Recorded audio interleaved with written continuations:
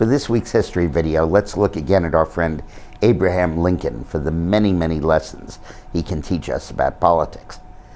When Lincoln was nominated as the candidate of the Republican Party, this party was only 4 or 6 years old.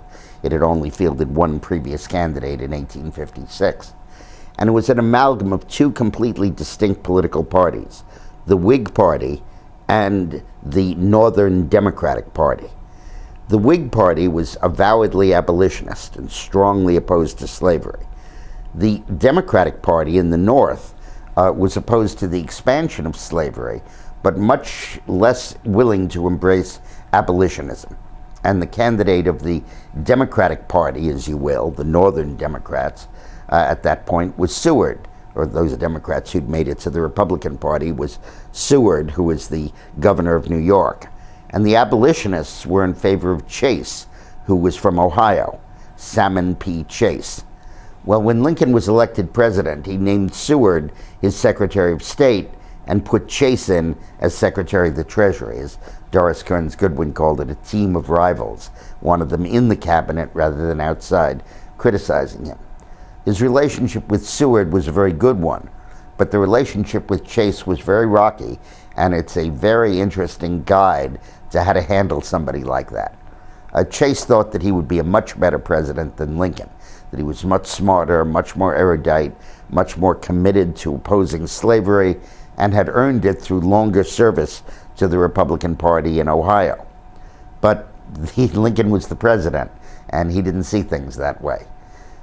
Chase was particularly at war with Seward, which was the old conflict of the Democrats against the Whigs, Chase being the Whig and Seward being the Democrat.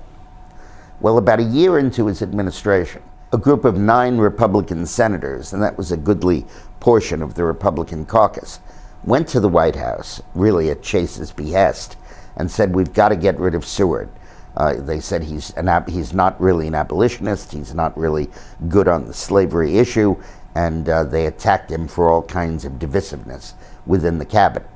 And Lincoln didn't have a problem with Seward, but he did have a problem with Chase.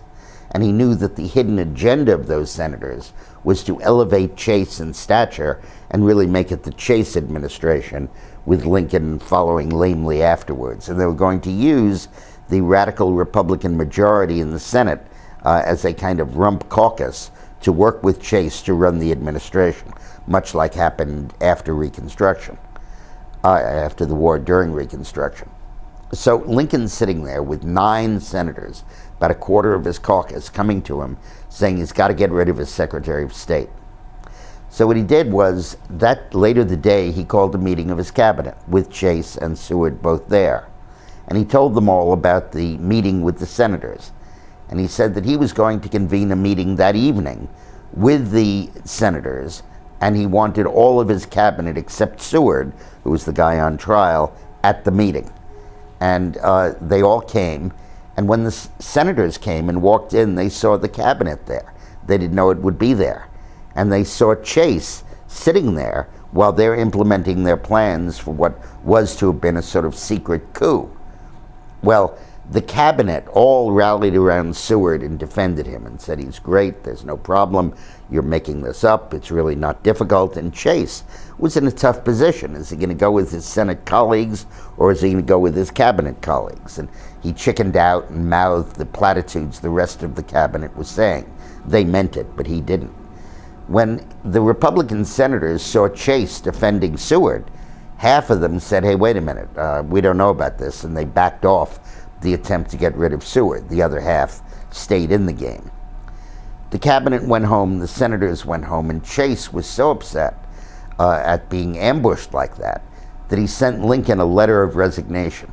He was always resigning, and he expected that Lincoln would, as always, turn the resignation down.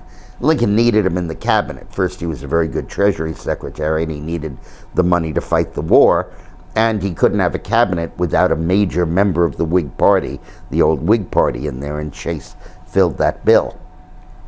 So Chase knew Lincoln wouldn't accept the resignation. Well, he went over to see Lincoln, and he had the resignation in his hand. And Lincoln saw it and grabbed it out of his hand, didn't even give him a chance to give it to him. And Seward had already, when this controversy began, tendered his resignation as a loyal follower of Lincoln so Lincoln could do with him as he wished. So Lincoln sent Chase home, and he told his aide, "Now I can ride. I have a pumpkin in each saddlebag."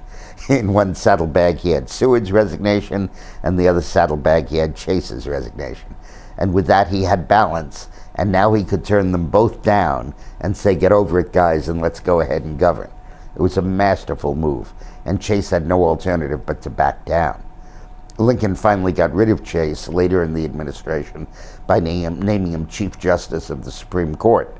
But he was really a pain, and Lincoln handled him beautifully. There's a lesson there for each of us. Make your adversary confront you, show him up in front of his supporters, and then face him down. Brilliant move by Lincoln. Have a nice lunch.